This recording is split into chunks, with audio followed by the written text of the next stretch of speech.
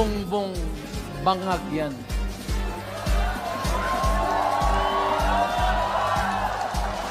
That's why sinasabi ko na sa inyo ngayon, si Bongbong Marcos bangag noon, ngayong presidente na bangag natin ang presidente.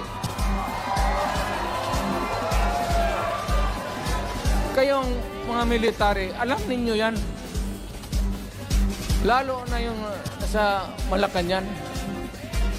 Alam ninyo. The Armed Forces of the Philippines, alam ninyo. May drug addict tayo na presidente, put. Nung ako'y mayor, pinakitaan ako ng evidence ng PDEA. Doon sa listahan